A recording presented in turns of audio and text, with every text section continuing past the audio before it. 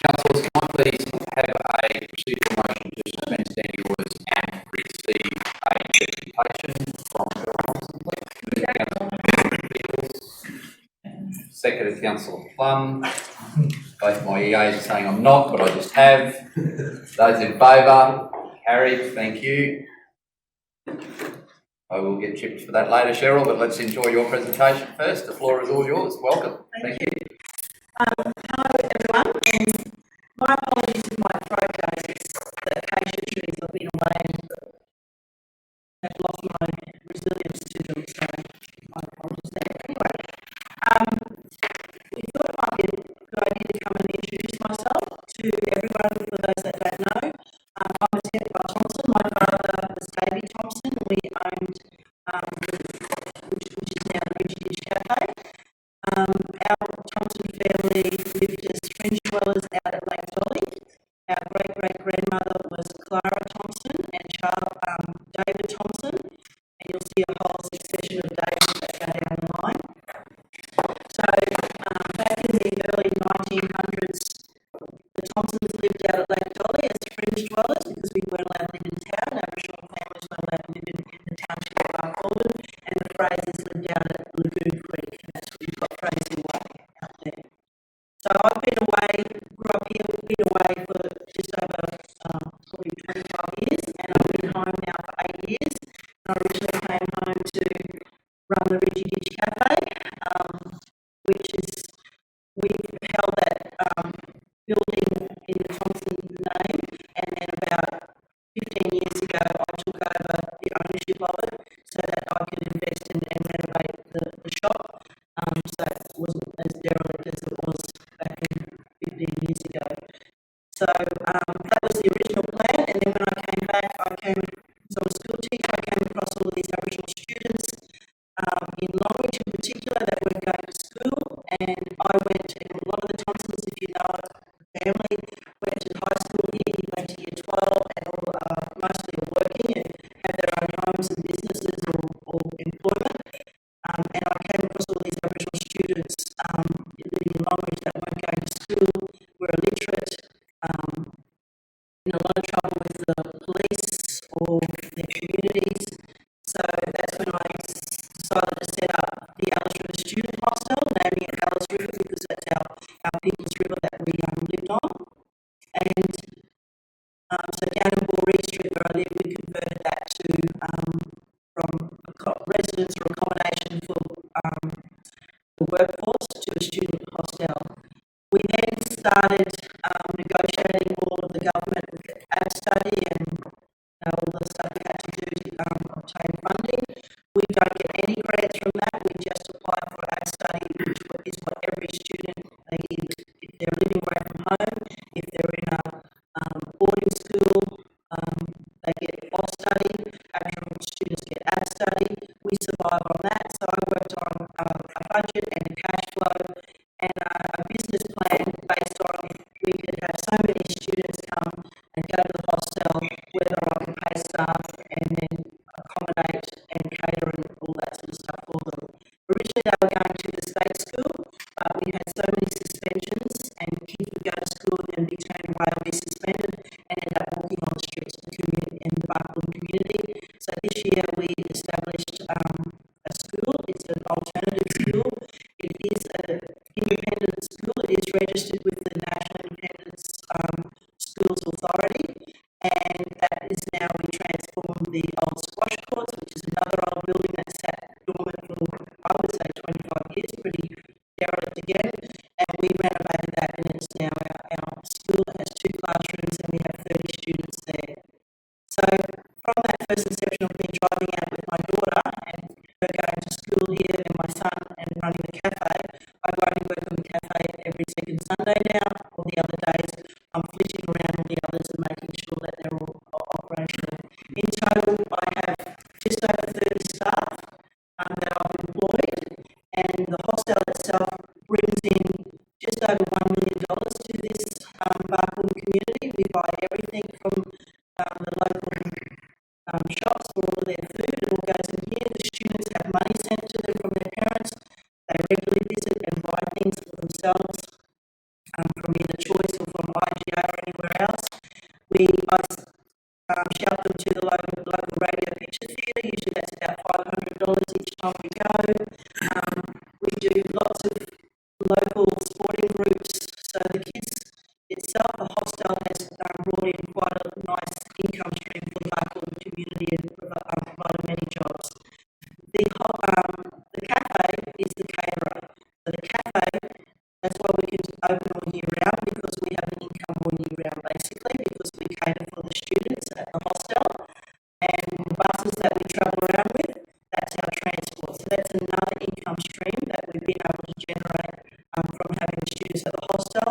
Our study in the Australian government used to fly in charter planes, and we thought, well, that's huge money and a waste of money because there'd be no shows. So we started the process of getting buses, because there's a shortfall in buses here in town, to drive out, meet with the communities and bring the students back. So in saying all that, the hostel is the basis of everything that I do, and I then thought, well, there's something that we need to do. There's no point educating all these kids and sending them back to their communities when there's nothing to do in the communities. So that's where all the businesses that I've been involved with and created is something for the students to have some sort of work force or some work pathway to go into after school and during school. So after the hostel, we've done the school, and we've just recently opened the Desert Training Centre. We got some funding.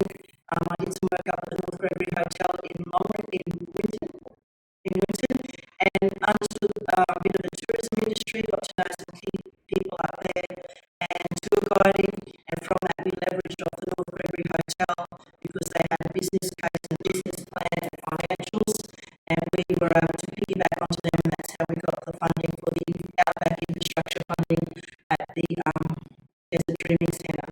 And that is part of the Dinosaur Dreaming Trail. So in terms of tourism, that's Queensland and QTech.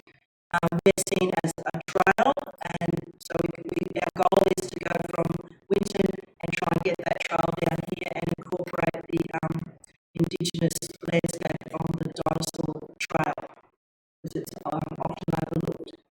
So, Someone should point out here at the start, our meetings are recorded, so your presentation will become full public. If there's anything that is in any way commercially sensitive, just let us know and we can close the meeting if you need for us to. But otherwise, your presentation will be on our website, like will form part of our meeting on the website. okay, that's fine. No worries. Yeah, sorry. Yep. So, from the Desert Dreaming Centre, the students at the school are engaged in school-based traineeships in tourism. We also do agriculture. We go out to Stratford and do some ag studies out there in rural ops and agricultural studies. And they also do building and construction. We've got students doing work experience at the welding works and Follow-ons, or Western Friendly, I should say. So we've got a nice little partnership within the local community for our students to be able to start earning a living instead of being on welfare dependency. So from the Desert Dreaming Centre, and with this year being the year of Indigenous tourism, and then they've extended it to next year due to COVID, there was funding that came out called Growing Indigenous Tourism Queensland Fund. And I might add that I am a lot of QT, and I go down to TQ awards. I present, for the last 4 years I've presented, and I constantly put Barcode on the map, and saying that we should be looking to fund and put more resources into the outback, especially for Indigenous tourism. It's a market that's untapped at the moment. A lot of people go to Central Australia to see the desert mob, so that's been really my driving force down there. And I guess this is the results, as well as the infrastructure funding that we received. But this came out at the beginning of the year, Growing Indigenous Tourism Fund, and I put forward a proposal for the first expression of interest for the Fringe Camp at the Dolly, and was successful. Then went to the next round, which is full application, and this was purely for Indigenous tourism businesses that are operating, and in particular private businesses, not reliant on government funding, not a native title group necessarily, someone that's set up Indigenous tourism in their own backyard, their own country, and they fund it and operate it themselves. And of course, with the benefit of this and all that I do is it provides jobs not only for the Aboriginal community but for the wider community as well. I'm sure all of you see my staff that works across all the businesses. It's not just all Aboriginal or family. We employ everyone that will put their hand up and try and become part of the team. So Lake Dolly is just situated outside of town to the east. You can actually see the lake from the airport. And a bit of the history, our family lived out there, Nana, Clara, and her husband David, Andrew Thompson, owned land out there, and they had 13 children. She gave birth to all of them out there on the site. I think 3 passed away, and they're buried out there as well. And they lived out there. The recent family, the local family in town is Burnsy and Jack Thompson, and Auntie Jessie and Auntie Shirley. So they all lived out there. Auntie Toddy, the Hunts, they lived out there as well. And they had a charcoal contract with the local council, with this council, and they used to burn charcoal out there in charcoal pits and supply it to the power station, which is where the water tower is now. And they had that contract for just under 20 years with the council to generate power for the town. So that's a bit of the history. And I think the state government, this is part of Indigenous tourism that isn't shared. A lot of people don't know about fringe camps or boundary streets, so it's a unique experience for the tourist or the visitor coming out here to actually come and feel or see and experience and understand what a fringe camp is. So this is just a bit about the Year of Indigenous Tourism. There's our students. So we take every term we take the students to different cultural camps and places. And the idea is to show that there's different tribes and there's different ways of conducting business or tourism. So this is a shot over at North Stradbroke Island. We took them down there at the beginning of the year, term 1. So I had to do a bit of a write-up about what the Year of Indigenous Tourism meant to me. So that's, I know it's small, but I can't even read it, so I can't read it to you.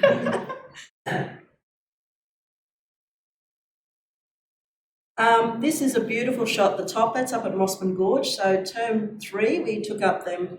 That was saltwater country we went to, and we went up to Mossman Gorge, which is rainforest country. So they'd never been to Cairns or anywhere up there. They'd never been on a boat. They'd never been on salt water. They'd never been in the surf, travelled on a bus, seen the city, all of that sort of stuff. So we're getting a bit of a following that the tourists and school groups in particular are following what we do because they can see that these are potential sites that they can go and visit and explore the wider tourism experience as well as the local Aboriginal experiences on those sites. I'll let you read through all that.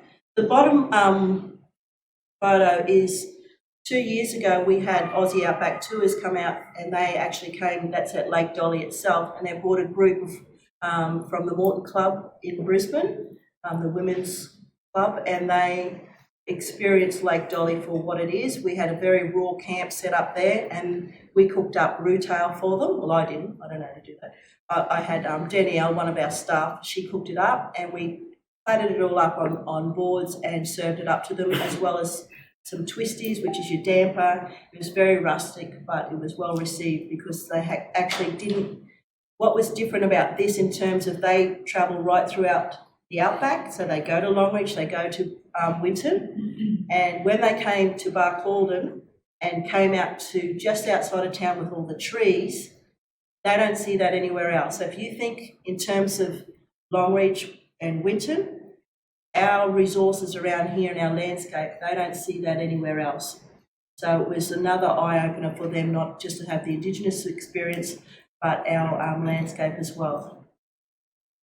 So the vision is that we have a trail now, another trail for a year of Indigenous tourism that we're trying to pitch, where we have a trail from saltwater, so the visitors can go and experience everything down the Gold Coast, North Stradbroke Island, Brisbane, then travel or fly up to the rainforest, up around Cairns, and then they can come out to the outback. So instead of usually they go to Central Australia, we want to pull them in here and come to outback, in particular Barcode, and fly in, do all these things here, and then exit via Brisbane again. And if we can get the international visitors to do that trail, it would be a bonus for our region as well. So the Fringe Camp, that's a bit of a map. It's located just outside of town. You might be able to get your bearings there. It's the airport. So we have 15 acres, they're in red there, and you can see the little lake. So we want to offer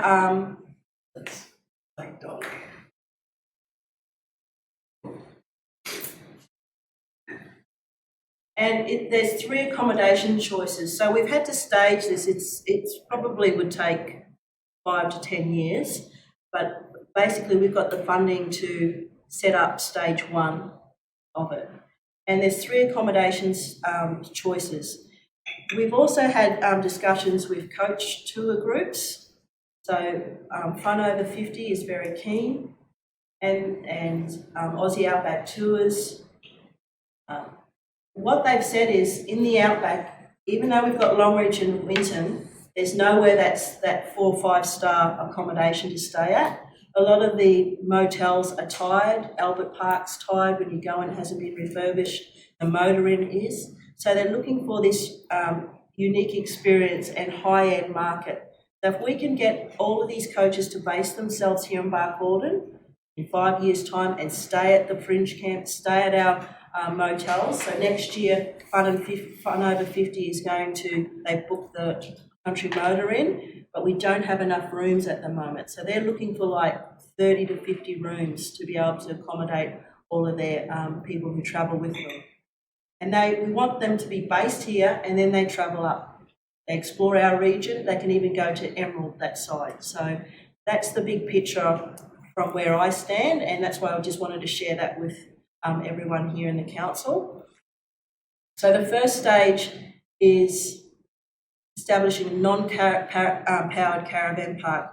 And we all know that Lara's been fully booked all season.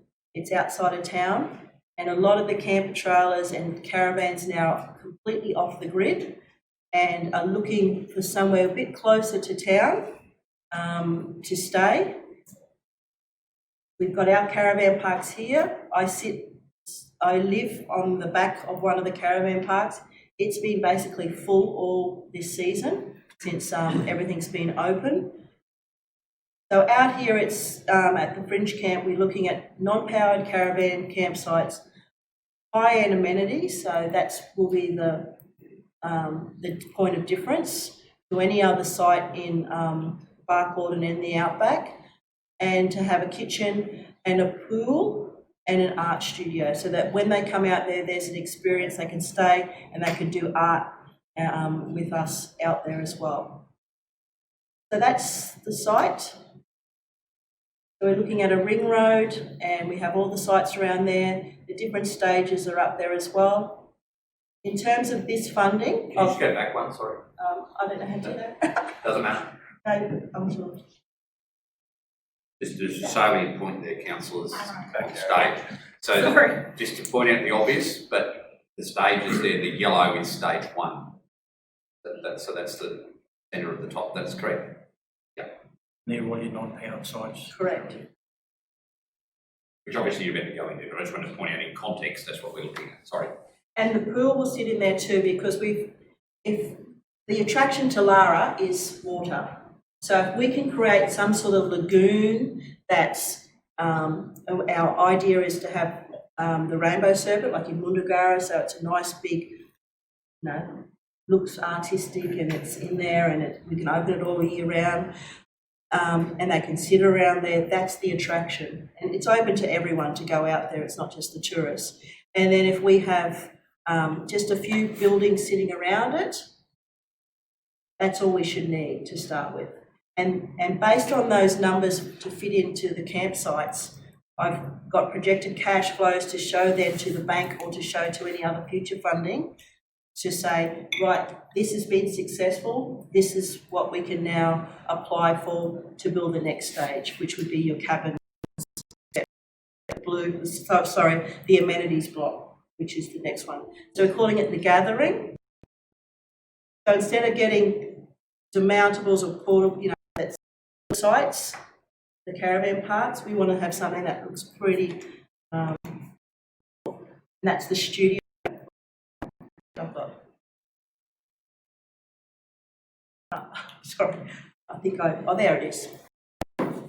So I've just around in case you're going to see. So we're having it shaped like a boomerang. So this isn't stage one, this is later down the track. This is one lot of money that we'll be on for. So all the wheelchair, it's all accessible for them to go up into it. Yeah. Well, they're just exactly what was there, but just in case you want to be one of those people that like to have a hand.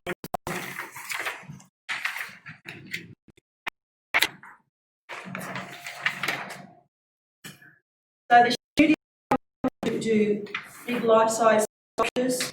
We found that at the Desert Dreaming Centre, we have a small-scale studio there to make artefacts. We go out, we have a concept of paddock to plate. To that, we'll go out and harvest trees and branches, and we carve them all back and become boomerangs. But it's messy and we need a lot more space. So that's why we thought it would be a great place to stay and be able to do all of these things in our studio. The economic benefits. What we wrote in our application was, and this is I think why we were successful, and it was a good thing with COVID, I guess, because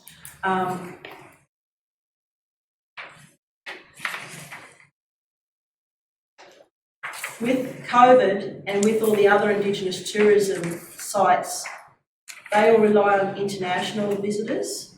So a lot of them have been closed down. So we pitched ours about we rely on domestic travellers. That's all we have out here. And in terms of the percentage, it's extremely low for international. So we haven't even tapped into that. So the domestic travellers, they really want to come and experience what they didn't learn at school. They want to be able to know all about our Aboriginal history and our culture, and we want them to be able to come out here. And everything that we do will be tailored around that.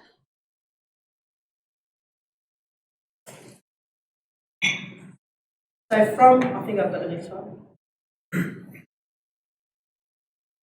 And the other thing we found is, and you would have seen, everyone's coming to the outback. I met someone at the cafe and they would have stayed, they brought their whole family out.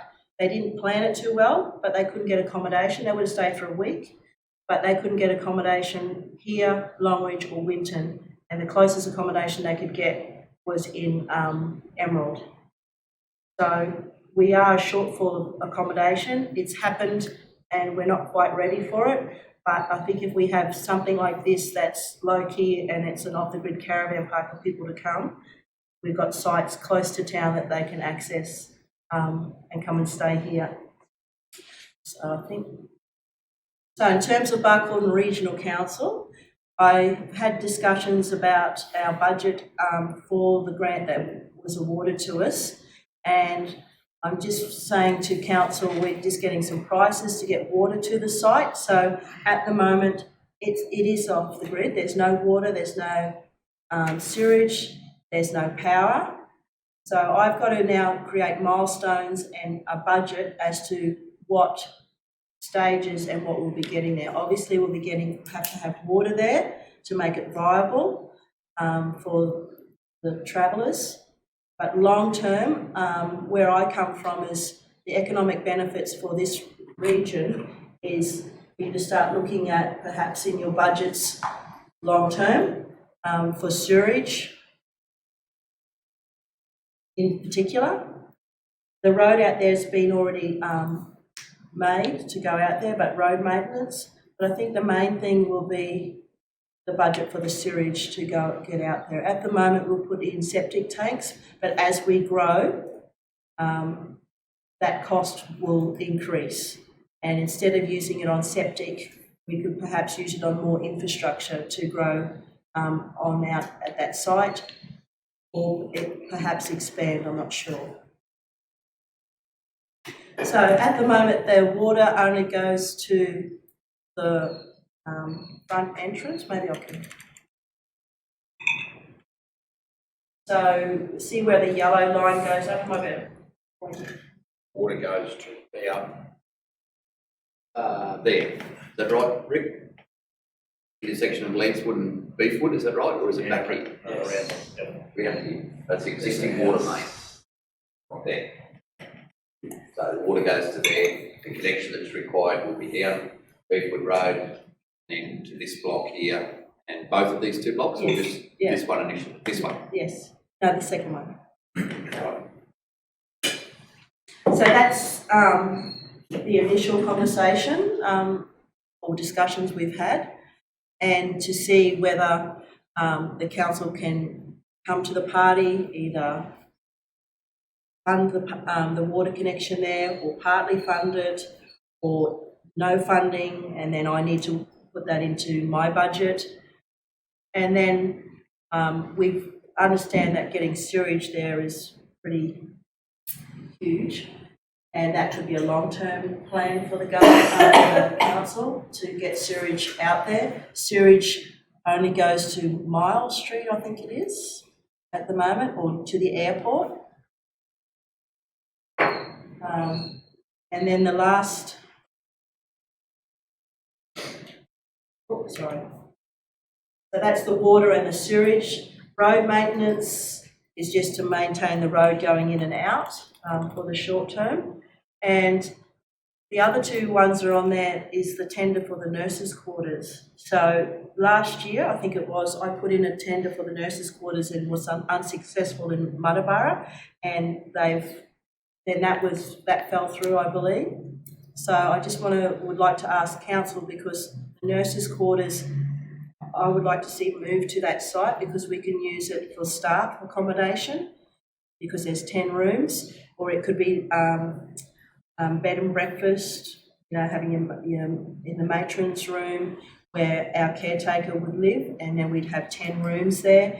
The toilets and showers are quite big, so they could accommodate for our toilets and showers for the people staying at the Caravan Park, at the off-site grid park. And then we would refurbish and get everything done up inside. So it is quite a large building, and to have it moved over here, it is full of asbestos. So that was something I just wanted to bring up. I don't know the process, and I'm sure you'll have a discussion about the tender for the nurses' quarters, and if that is available, because if it is, I need to put that into my budget to say this is how much it's going to cost to get in there, and how much to put aside to have it all refurbished, get all the asbestos removed. But that is something, a building that I would love to see out at that site. So I'm sure you've all seen pictures of it. And the other site out there is, like I said, the lagoon. And once we landscape and develop that, or the pool, I should say, because you might get confused, the pool is to landscape and then have night shows. So I know Barcode, and we've got the Tree of Knowledge by night. And so just as they do over at, you've ever seen over at Uluru, they light up all of the landscape. Out there we could do the same sort of thing and light up it and have night shows and projections up on the trees and everything. So that's the concept we have out there. So it's all central around the pool, and then at night we can light it up and project and tell all of our streaming stories. So that's an attraction for people to come and stay overnight and get more overnight visitor expenditure for here as well. Now, the last thing I've just got up there on internal roads is, I don't know who, I'll have it all engineered and everything, but to get that bitumen ring road, is that something that the council, I don't know who to get bitumen roads from, is that a council thing? Council certainly has the capacity to do private works, but so do others in the region. You know, there are other private contractors who could do the exact same thing as we could. So you requested private works. We do private works in that respect and bill accordingly. Okay. But state of private enterprise, so it'd be a matter for you to probably, I can't advise you which way to go because we're a direct competitor to them. But there are, you know, just take the obvious, there's at least two local contractors in our community that could do that. Okay, thank you, because I haven't built roads before. Are those? Yes. They and us are very experienced in building roads, so you've got no shortage of expertise in that. So the whole funding for this has a time frame of December 2021. That's ridiculous, isn't it? We cop the same thing. You know, it's great to get the money and it's great to get the initiative, but you've just got to rush everything like scary. But anyway, good on you for getting it, but you fight the same battles we do with rushing stuff through. So Cheryl, just through you, Mr. Mayor, the funding you have received, is it earmarked to special parts, or can you decide how you use that to get things done and make sure you use the funding? A bit of both. So as the costs come in, like if I can't, like for example, the nurses' quarters, then I'll have to change things around. So okay. It is, I can do variations within there. Yep. So the whole, when we put it all in, we showed all of the stages, but then we said, for the full applications, this is stage one and this is what we're aiming for. And that's when we realised that the amenities block just wouldn't even come near it. The amenities block would be the whole fund. So the idea is to get everything underneath all of the services created using this money, and then we can build on that. We don't have to worry too much in the future because it's already there. So, thank you. Well, first of all, congratulations to you and your business for securing a loan in that area. And whilst it might not have been as competitive in submissions out here, it was a pretty competitive process across the state. Challenging environment to undertake tourism initiatives given the uncertainty, you know, especially around international travel, that you've built your model almost exclusively on domestic tourism, so you've probably got some rigidity and in the next 2 years, probably a higher degree of focus on domestic travel than we've probably ever seen. So congratulations. And any investment in our community is something that every single councillor and officer here is pleased to see. It's not only an investment short-term in construction, and it's the stuff that you've alluded to earlier through your other businesses, ongoing, static, ongoing employment is something that all communities crave, whether it's for the creation of 3 full-time jobs or 300, there's a real impact on the community. 3 families in the town of Barcode is equivalent to 3,000 in Ipswich. So that's a opportunity to either retain people who might leave to pursue careers in hospitality or tourism, as well as attracting people who may have that skill set from outside and beef up the community. There's certainly arguments within this room that both models are equally as attractive. So well done, and thank you for choosing Barcode and your family's heritage as a location to invest in that. The takeout question that you've asked for us to consider is the water connection as point A and point B, but to follow very quickly to give you some clarity around whether it's available or not is what our intentions are with the nurses' quarters, given that, as you said, there has been a tender process that didn't have a successful conclusion. So we will, as I said to you in both of our meetings, first with Stephen and then with Greg and Brett more recently, now that you've presented the scope and depth of your concept, and obviously I'll open the floor for questions, that gives me now the opportunity to ask Council to consider that between now and the November meeting. And I would envisage definitely with respect to Part A, we'll be able to give you some clarity around whether it's some, all or none of it, as you articulated. And for the tender for the nurses' quarters, it's an issue that has been raised individually with councillors from a variety of perspectives. So some clarity for our intention with that facility is probably needed anyway, and if we can move to address it, I'm not foreshadowing what council's decision may be in that respect. It may be to do absolutely nothing with it and leave it where it is. It may be to public tender. There's a whole range of options. So we would at least give you some indicative direction on that one, maybe in November. Certainly no resolution would be possible by then, given that whatever council decides to do will take some time to play out. But the water one, we can probably give you a definitive answer at that meeting once council deliberates between now and then. And I think it's more relevant to have given you give us the presentation of what you're envisaging, and then we'll know how to act accordingly. But I've spoken my piece. Councillors, any questions or observations for sure, or officers that may have a question? Mr. Mayor, the only thing that I'd add there with what you led into is that with Cheryl's timelines of having it all spent by next December, I think that we would have to try and come up with some answers for you as quickly as we possibly can too, because your timelines are very, very short. Yeah, no, totally cognizant that we'll get you, whatever the answer may be, you'll hear of it promptly. Okay. Excellent. Probably, I'm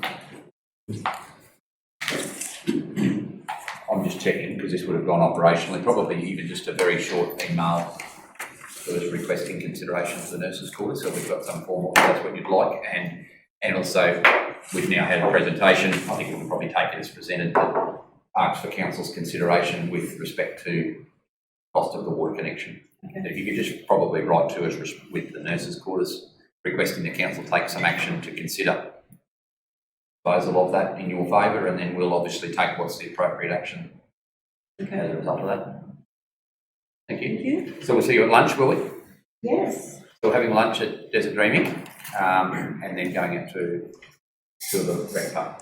And we may, if we get it all done in time, swing the white mafia cars around through Lake Dolly on our way back. So those of you who haven't been out there, we can just quickly put eyes on. And my apologies, I thought everyone was invited for Friday night for the opening. I was away, so... Yeah, no, I thought it was going to be passed on to everyone, but, we'll do it again this Friday night if you want to come. So, this Friday night, we're just going to have it every Friday night for a couple of weeks. So. What time? That's why it rained. What time?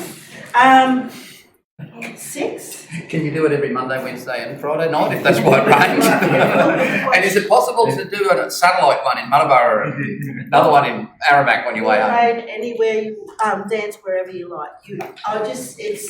It's practicing ceremony on country, and that's what we can do here. So that's why we're back in Barcode. It'll rain all around here, but in our region. Sure. Sorry. Who is the person that is buried underneath the big ghost gum out of the Ellis River? Uncle Frank Dancy. Yeah. Thank you. And when you go out there, Auntie Maisie's buried out there. Well, not buried. It's her ashes are out there, and that's near the water tank. And then Margaret Woods is out there with the cross, so you know. But that's not my block. So the Woodses, the Dancies are all Thompsons, so don't know. Fraser's aren't Thompsons, no. So it's all right. My Nana, which is Carrie, she's a Fraser that married into the Thompsons. Married into. That's the connection. That's the Bidra line. All right, thank you. Thank you. Thank you. See you at lunch. See you in an hour. Yeah, I'll go. Thank you.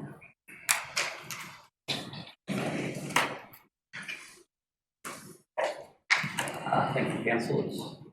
That's it. I didn't realise how bright those lights were until they all came back on. What were you doing? Mr. Mayor, I know you just mentioned, but I'd love you to have a look at Lake Dolly. I've never been there. I can find the time. Yeah, well, hopefully we'll find the time. We'll have a quick tour of the rec park and have a look at the new building and we'll get out there. 335, can I have somebody please move? Oh, resume standing orders. Sorry, thank you, Harley. Considering you didn't want to do it in the first place, you've done well to remind me to do it this time.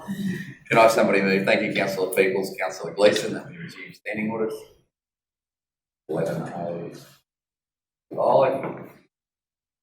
And now can I have somebody, actually, sorry, we're moving to endorse here, so we'll hold. Councillors, the full documentation has been now workshopped twice, and the final planning scheme documents are presented for your perusal and endorsement here today to be submitted for state interest review.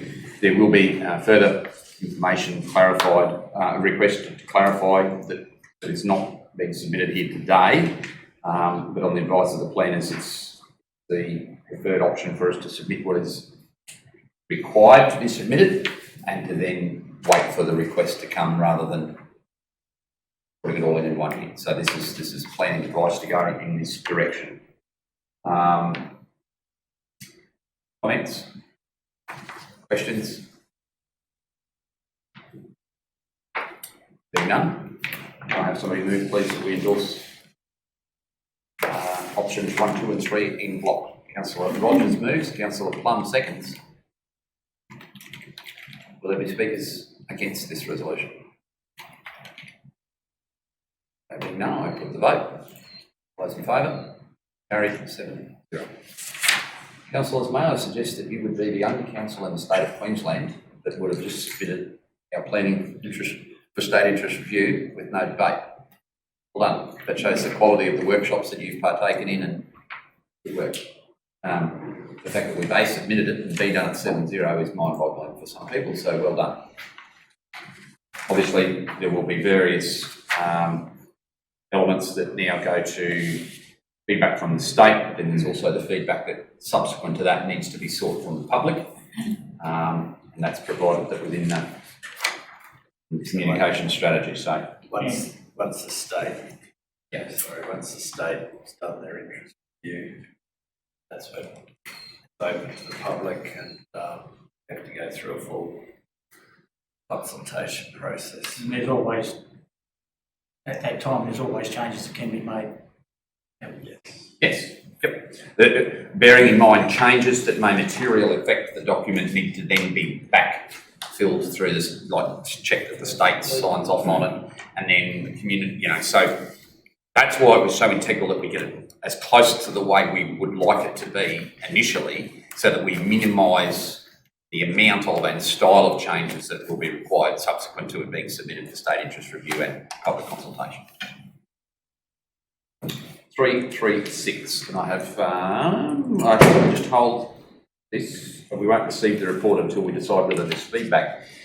Annually, the Local Government Remuneration Commission, which sets solely their sole job is to set the. Sorry, they have two jobs, but it's linked to the same thing: the pay for mayors and councillors. They do that in two parts by categorising councils of a similar style together, and then by setting an appropriate pay structure for each band of councils. They call for submission. Councils' options are to submit on two areas, on whether we believe we are correctly categorised and what we would like to see happen with remuneration. This is a matter of within the Act allows you to stay in the room, so nobody please mention to me about prescribed COIs. We have previously, as a council, requested the Commission consider a determination around superannuation for mayors and CEOs. In their most recent report, they rejected that it's their role to do so, that their sole responsibility is to determine the level of remuneration. So we could resubmit that, but form tells us it's not going to get anywhere. Does Council provide any feedback around either the banding of us or the level of remuneration? To give you some context, state and I believe the federal government have indicated that there will be a freeze on elected members' pay for at least the next 12 months. Greg or Brett, correct me, but it may have even been longer than that. Definitely for their own, increase. So we'll be open to you today to perhaps provide feedback to the Commission that the remuneration levels remain as they are for 21-22. Sorry, yes, 21-22. I agree with that feedback, Mr. Mayor. Sorry. I'd be happy with that feedback. People? Yeah, on the side.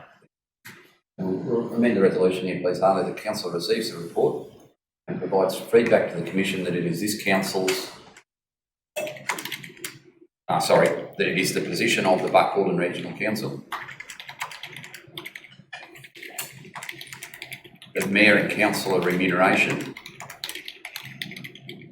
for the 21-22 financial year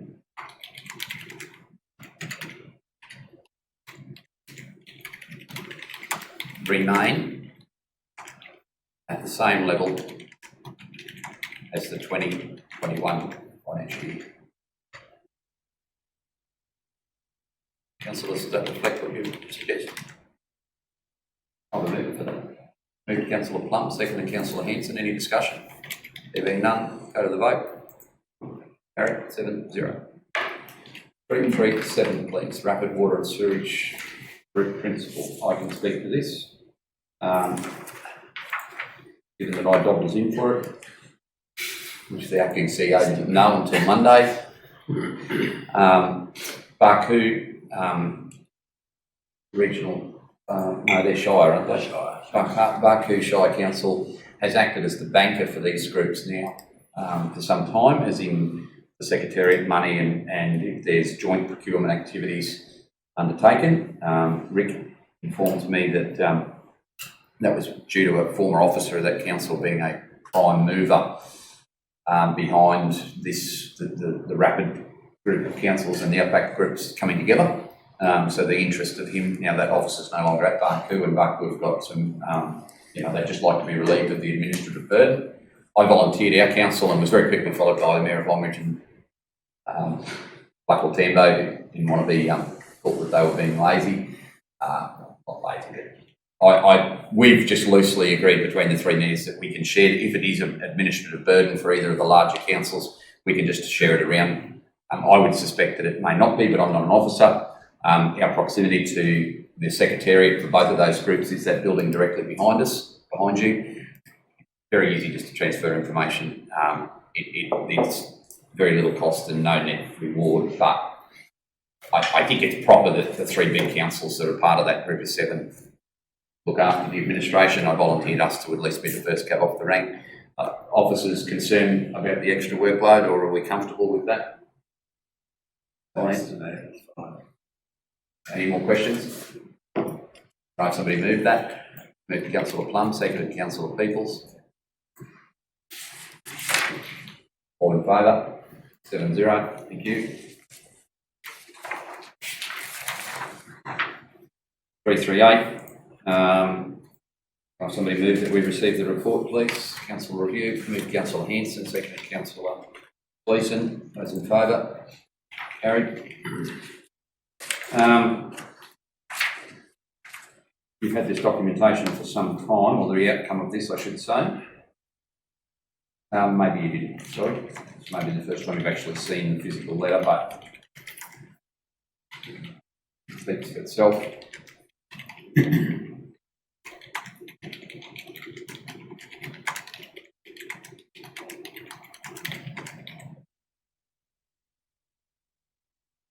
Key point for me is the third last paragraph, the neutral outlook. I take as a, quasi-positive from this. They haven't got us on a negative hearing.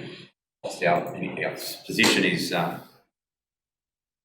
officially categorised as weak by the definitions that they use for this, weak neutral. It could be worse, is what I'm saying, effectively. We haven't taken formal improvement, but they do note that there's been some significant progress in major positive shift in its culture, leadership and strategic direction. So I think that's the important paragraph. I guess, Councillor Pickles, I look at outcomes and you're looking at process. Well, I'm looking at, there's the first bit of recognition there that we could go, you know, from the classification we've got now to maybe one a bit better. Questions for all officers on that? A big none, and move to 339. What did we end up? Who's out? We end up doing it. You're out. You're out.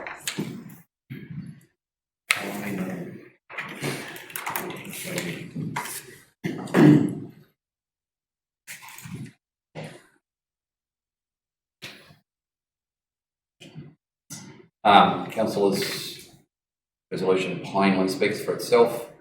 Community drought support funding was approved for Barcode of 31,000, Barcode Regional Council of 31,000. As per workshop and officer recommendations, those communities projects that are submitted are listed and comply with the guidelines for the distribution of that funding are listed. I'll have a mover. Councillor Plum, seconded Councillor Arthur. A discussion. May I just follow up on a previous query in relation to this matter? It circulated to councillors is the two groups in Muddaborough who applied for this funding, the council, and they didn't apply through the council program. And that's why there's not listed in our distribution funds for those projects. Okay, put it to the vote, please. All in favour? Against? You can, and you've now just voted against. Would you like me to recall? You're in favour? That is 5-0. Thanks, Richard. 3-3-1-0.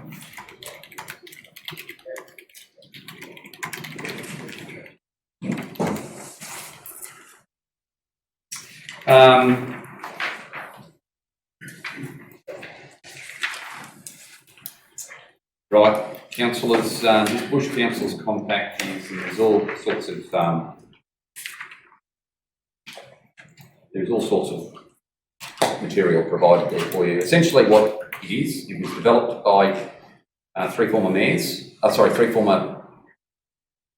delegates on the policy executive, two mayors and a councillor from Maranoa, Councillor Cameron O'Neill from Maranoa, Councillor Rob Chandler from Barcode, and Councillor Brett.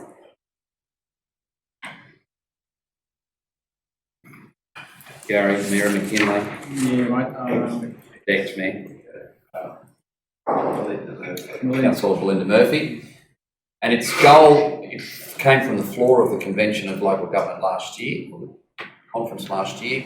The goal was to ask government to consider the ramifications of every policy decision approved by Cabinet and every legislative change approved by Parliament, the impact on regional and remote communities. That was the request, and that's the drive, and that's what essentially the document does. If you just leave to one side the inclusion of what councils are in and out. The old Bjelke-Petersen government virtually had this exact thing in place. It was a litmus test for what impact is that policy going to have. Is it net impact, is it positive, or is it negative? And it had to, and every cabinet submission, every piece of legislation had to be critiqued from its impact from a Bush point of view, in inverted commas. This formalises the same approach. After its development, Premier Palaszczuk has signed up to working towards this, as has the current opposition leader. So it has now got bipartisan support to be enacted. In full transparency for the sideline discussions that happened at conference, our sister councils who are signatories to the Western Alliance, so that is the councils of the South West, the Central West and the North West, shared some concerns quite publicly about the inclusion methodology, which is referenced here, including councils that they don't believe fit the criteria as a bush council because, well, for a lot of reasons, but basically they're not a member of the central, of that Western Alliance.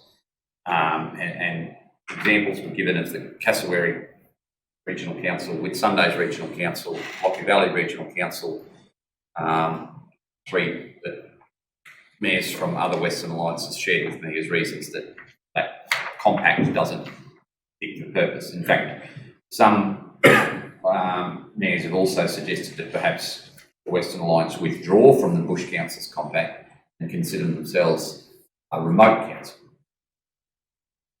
So, Policy Executive of LGAQ had received and adopted the compact, and then it has been requested to be sent back to councils now by members for review. Councillors, I'll be very transparent, very mindful of this.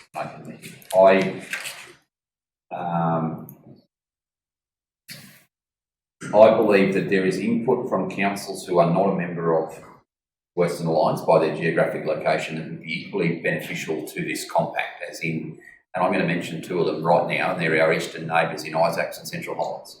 Yes, they are councils with substantial differences to us in terms of both population and industry and rate base. I accept that. But their commonality around substandard road funding, inequality of service provision in health, in a whole manner of things, means that they're actually quite uniform with us, very similar. I don't like lines on maps. I never have, I never will. Debate that at will, but I'm quite comfortable that whilst there is possibly legitimacy to the argument that the other mayors have used that there are councils who may not fit with us in the definition of a bush council, equally there are councils outside of the Western Alliance that do fit with us.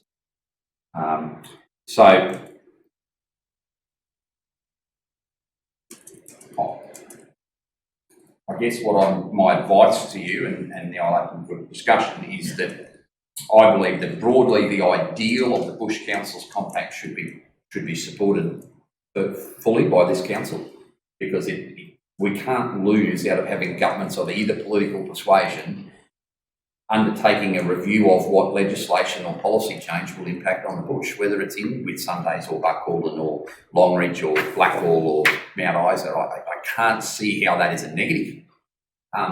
We always have, and it's written third last sentence in the background material, it's not an issues-based advocacy agenda and does not limit the ability of different regions or individual council to pursue their own priorities. This is not about asking within the bush councils to prioritise our road funding issues. This is about having government consider the impact of their decisions on all of us. This is not about us competing for dollars alongside Whitsunday or even Isaacs or Central Highlands, because we are different in so many ways. So I'm somewhat miffed about the problems here, and I had a very long conversation, a positive conversation with the Mayor of Blackall Tembo this morning, the Deputy Chair of Rapid. My ideal out of this type of approach is that we get a better deal for non-significantly metropolitan councils, which effectively are Cairns, Townsville, Mackay, Rockhampton and the 7 in the southeast corner. Outside of that, I think we've all got pretty common issues. And one would argue that even they have some with us, they funding as well. So I've gone a long way about saying that I think our feedback should be to LGAQ that we support the compact and we welcome any development that enhances government awareness of their decisions on local governments in regional Queensland, full stop. But I open now to the floor. Comments or thoughts?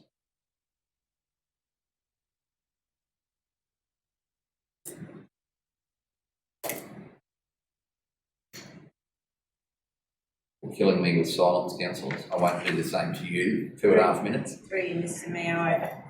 I agree totally with what you said. Like, a lot of policy does really affect small councils and regional councils, and all we can make aware of that and hopefully change that.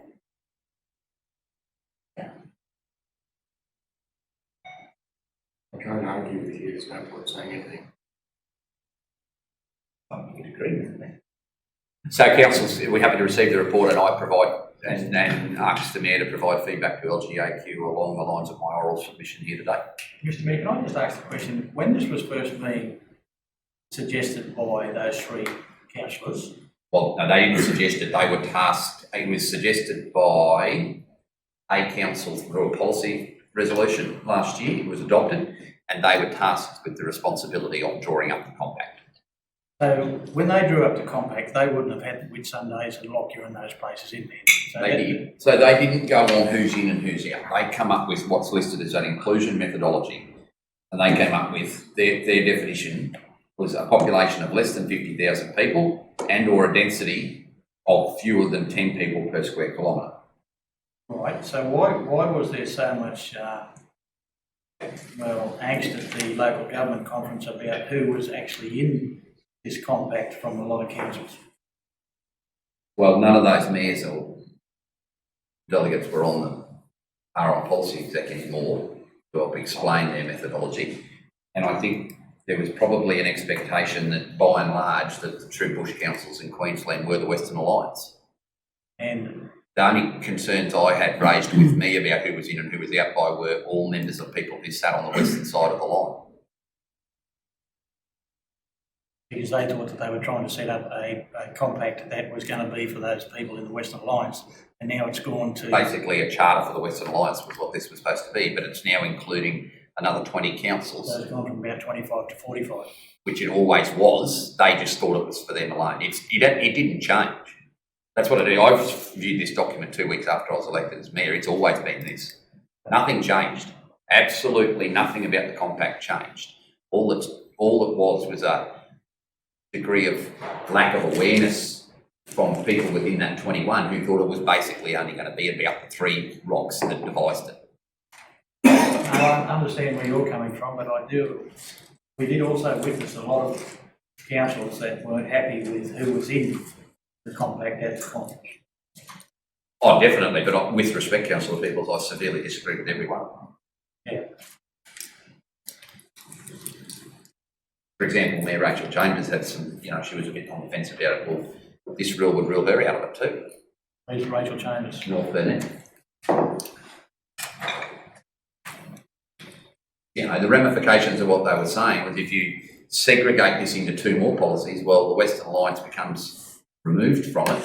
So then we're only going to be considering the Central Highlands, North and South Burnett, Isaac, Whitsundays, Cook, Cairns.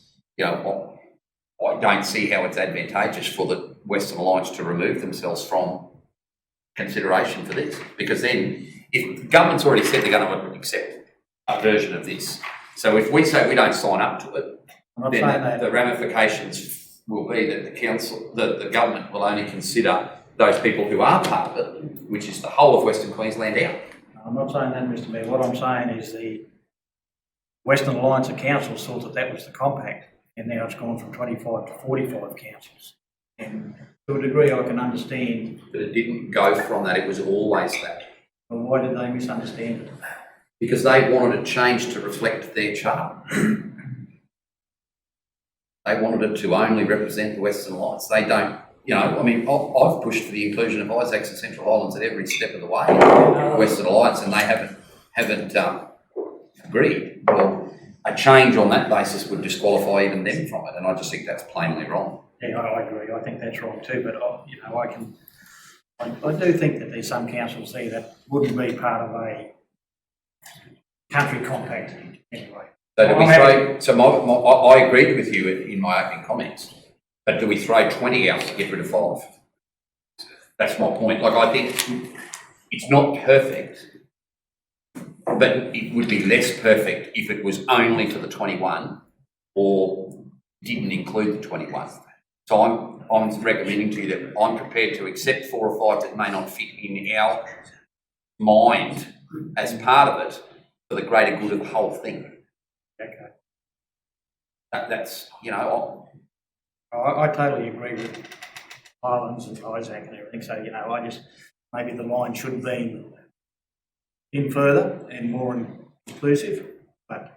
so the line isn't a line either, that's the other thing. It's a definition of who's in and who's out. Yeah, well, the maps they showed us was, a line going up and down along the coast. That's right, but it was devised on that methodology that's on page 60 of your agenda. Councils with a population of less than 50 and that density. So if you exclude some councils that have the same methodology, you then pick a fight with.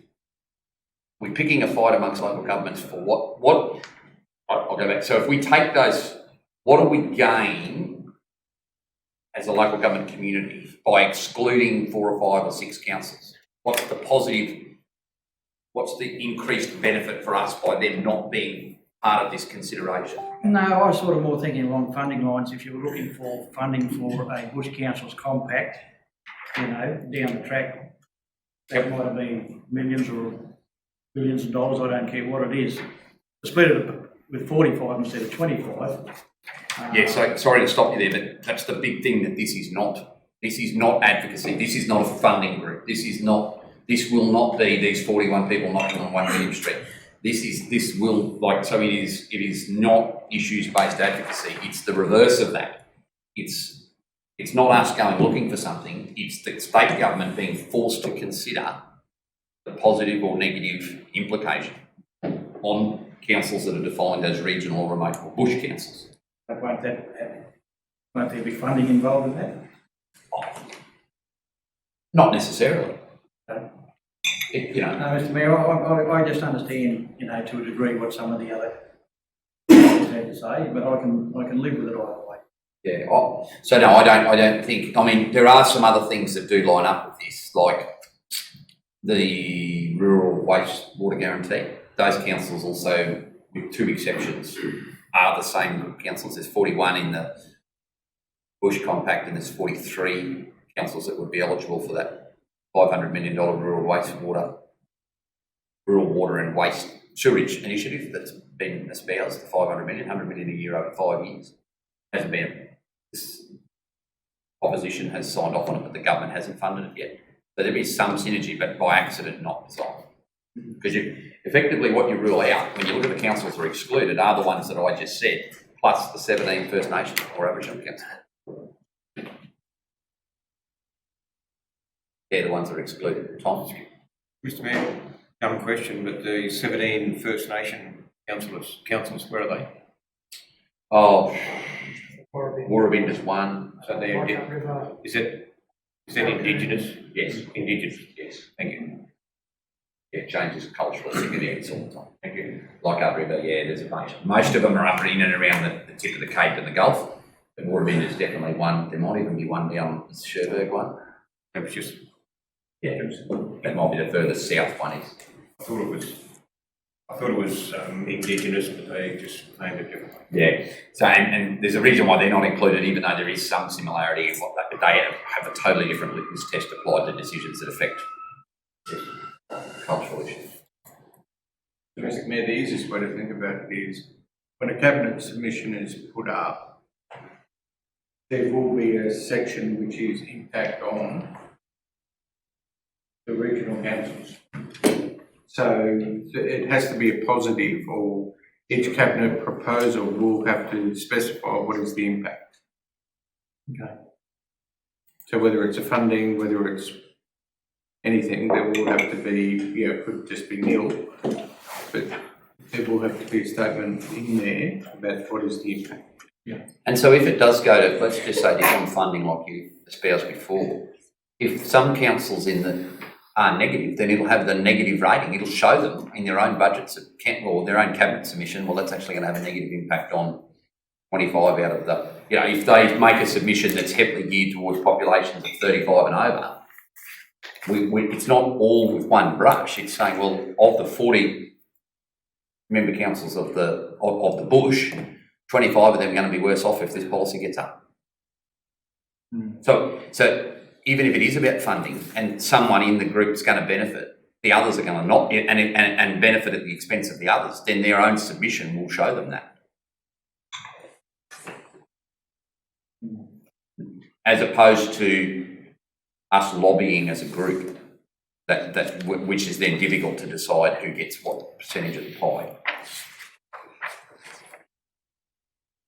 Yeah, okay. So do I have a resolution to receive the report and and for the Mayor to provide feedback to the LGAQ? Councillor Gleeson, Councillor Hanson.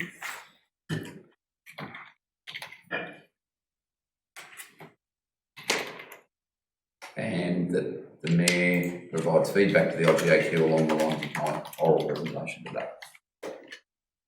It's just done it. I'll circulate my feedback to councillors before I send it. If there's an issue, I'll hold it until they're here next week. No. Or have I not got that time? Yes, I do have that time, don't I? When's it due? 6th of December. Yeah, so I might draft a response to that and then I'll bring it to the next meeting. If everyone's happy with it, I'll send it. If you want me to discuss it further, well, we can discuss it while those count, remembering that we're receiving a deputation from them here next month. Consultation forums. We haven't voted. Oh, I put it to the vote. 7-0.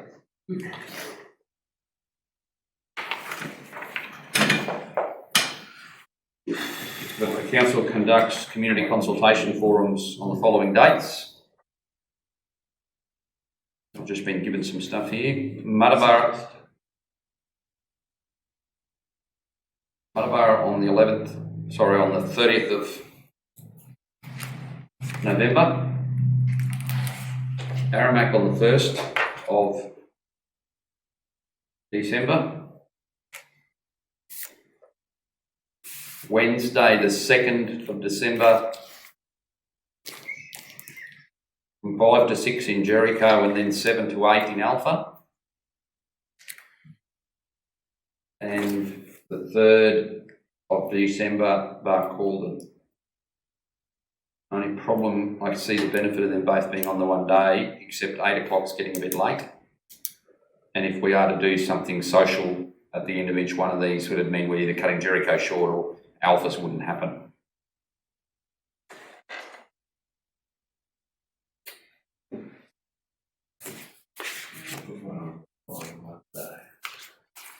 Which is doable. We go.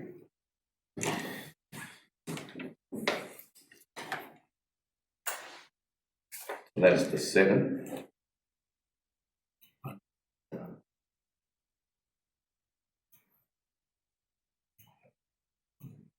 So, are we moving back Auburn or one of the Alpha Jericho ones? The only other thing, council, is we just need to check the school presentation nights. When did we see Jericho was Jericho before? was the first of December. So let's move Jericho then, given that the community is going to be all out on the Monday night. Let's move, or the Tuesday night that week. Let's not give them too much excitement in the one week. Let's move their community consultation to the Monday, the 7th.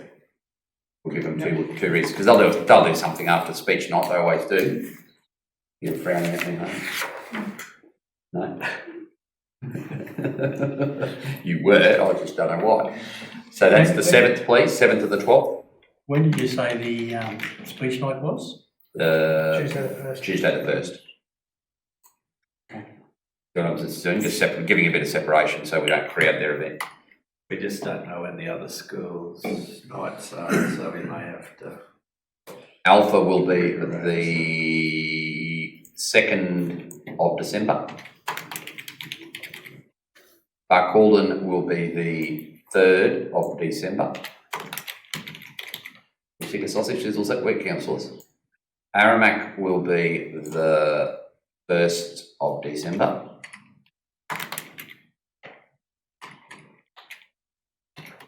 And Muttaburra will be the 30th of November.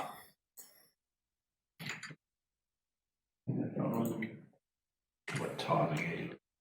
I reckon if we go 5:30 start at each location. Or Or you think that's 5? fine. No, that's fine. But just How long? Did you want a set time that we can advertise? Yeah, so I'm thinking, we'll start a function afterwards at 6:30.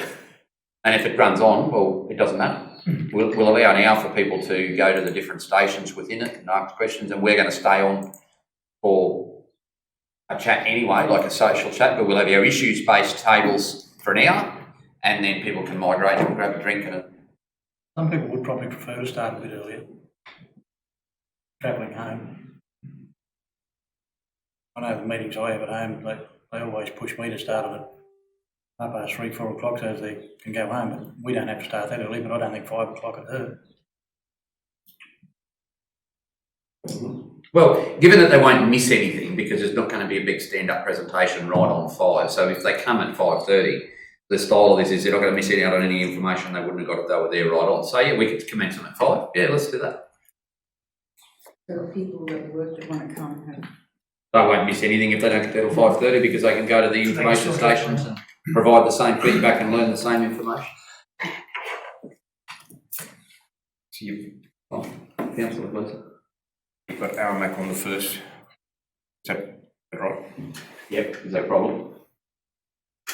Some of us thought we were going to Jericho on the 1st. Jericho School. Yes, we will. So let's do nothing on the 1st. That's due. And we could do them on the 8th. Could we or not? We'll be around there. I'm just thinking if it's a problem on the 1st, it's probably going to be a problem every night that week. If all the school have We're the it. 20th of November, I think. That's which one? We're the 20th of November. All right.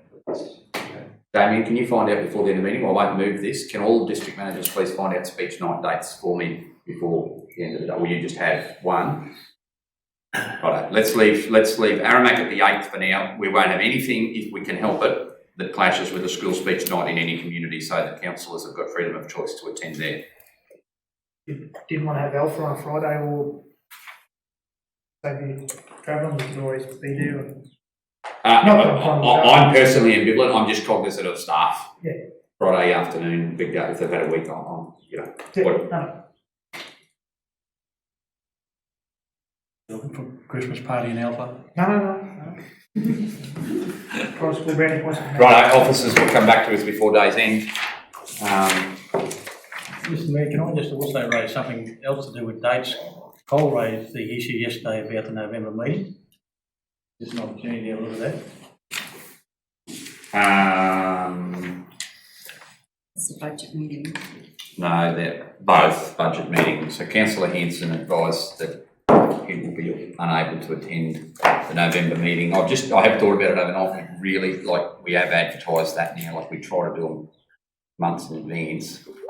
I know now that November has obviously most of our officers and my diary, we've got rapid functions in Brisbane the following week.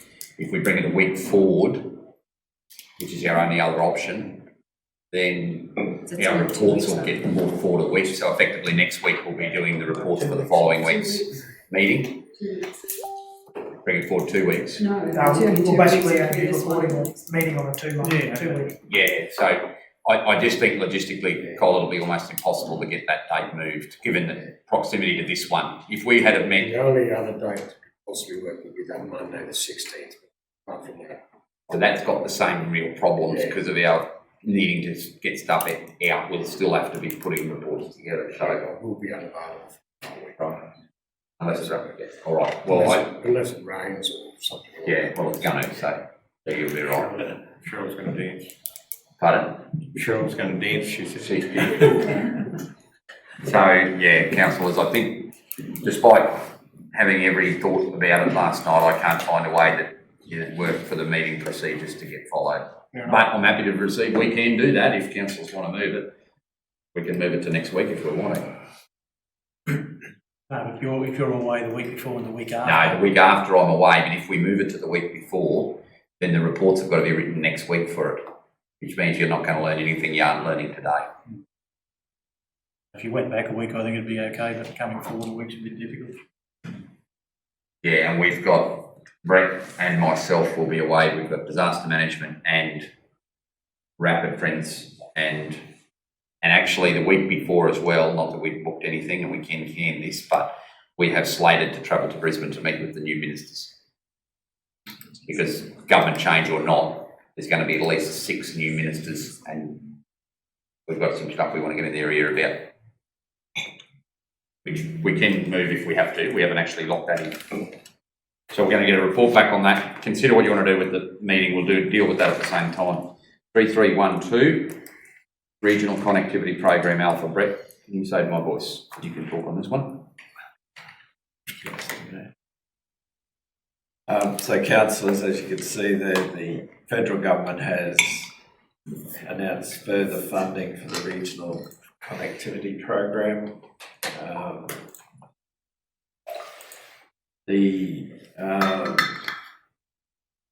So this is the opportunity to get NBN services or broadband services into communities that currently don't have access.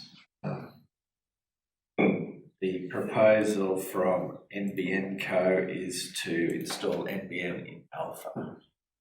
I think the cost is about... Order. Sorry, can I close the meeting under section 254J, part 3G, please? Negotiations relating to a commercial matter involving the local government for which a public discussion would likely prejudice the interests, because there is a figure that we were about to tell you will be definitely commercial in confidence, given that we are competing against other providers in other communities who are all competing for the government dollar on this. So it's not something that we need to... Is it possible that I do that, Councillor, with your indulgence? I'm fine with it. Councillor.